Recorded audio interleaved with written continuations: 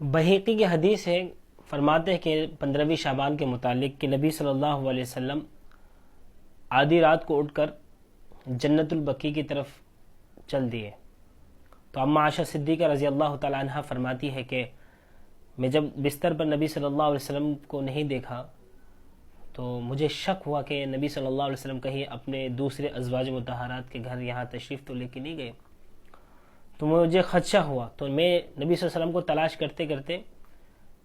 جنت البقیع میں پہنچا۔ تو میں دیکھتا ہوں کہ نبی صلی اللہ علیہ وسلم وہاں جنت البقیع میں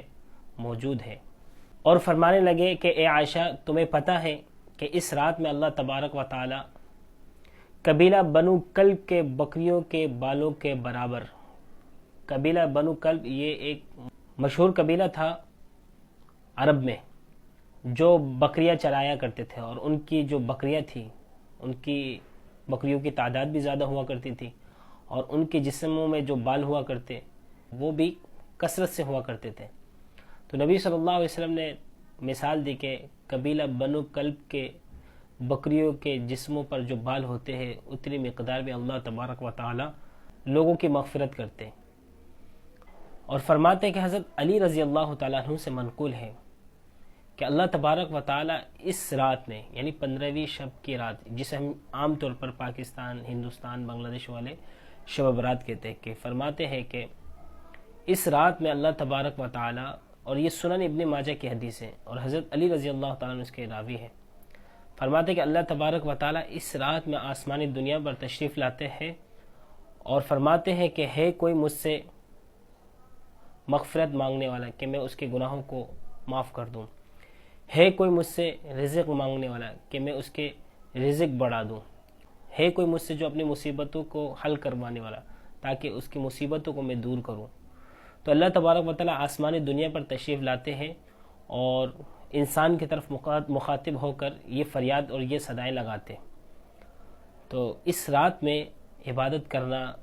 یہ بھی ثابت ہے، سنن ابن ماجہ کی حدیث ہے، اور فرماتے ہیں کہ حضرت علی رضی اللہ تعالیٰ عنہ فرماتے ہیں کہ فقوموا لیلہا وصوموا نہارہا، کہ اس رات میں نبی صلی اللہ علیہ وسلم سے ثابت ہے کہ اس رات میں رات کی عبادت اور دن میں روزہ،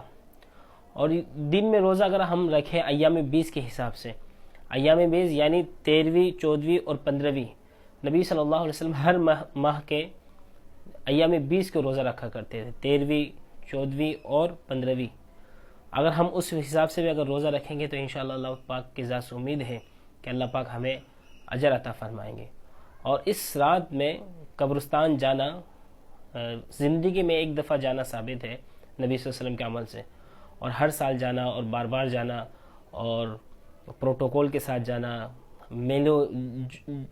جم گٹے کے ساتھ جانا یہ ثابت نہیں ہے، بلکہ نبی صلی اللہ علیہ وسلم سے تنہائی میں جانا ثابت ہے۔ اور اس رات میں عبادت کی کوئی خاص قسم کی عبادت ثابت نہیں ہے۔ ہاں، عام طور پر جو ہم عبادت کرتے ہیں، نفلی نوافل پڑھتے ہیں، تلاوت کرتے ہیں، ذکر اذکار کرتے ہیں، وہی کریں، اور یہی ثابت ہے، اس کے علاوہ کوئی خاص قسم کی عبادت۔ بہت سارے لوگ کہتے ہیں کہ اس رات میں یہ کیا کرتے ہیں کہ 12 رکعت پڑھنا پڑتا ہے، پھر ہر بار سورہ اخلاص پڑھنا پڑتا ہے، یہ کوئی ثابت نہیں حدیث سے۔ بس حدیث سے ثابت ہے کہ تنہائی میں عبادت کرنا اور اللہ سے مانگنا۔ تو اللہ تبارک و تعالی ہم سب کو شب برات کی رات میں جاگ کر عبادت کرنے کی توفیق نصیب فرما، اور فرماتے ہیں کہ اس رات کی عبادت نفل ہے،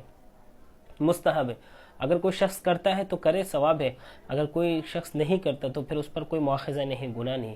اگر ہم اگلے کو اگر برا بلا سمجھے کہ یار اس رات میں وہ شخص جا کر عبادت نہیں کر رہا، تو پھر ہم اس میں گناہ گار ہوں گے، ہماری پکڑ ہوگی، کیونکہ اس رات کی عبادت مستحب ہے، نوافل کے درجے میں ہے، اگر کرے تو ٹھیک ہے، نہیں کرے تو کوئی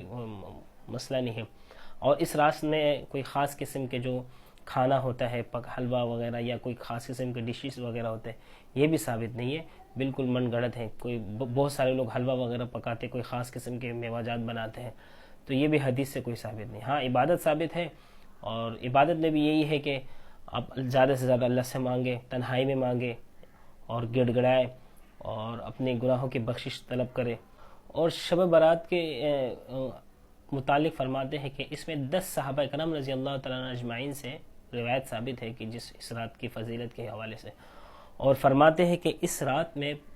جو بچہ اس سال پیدا ہوگا اس کا نام لکھ دیا جاتا ہے، اور اس سال کون کون اس دنیا سے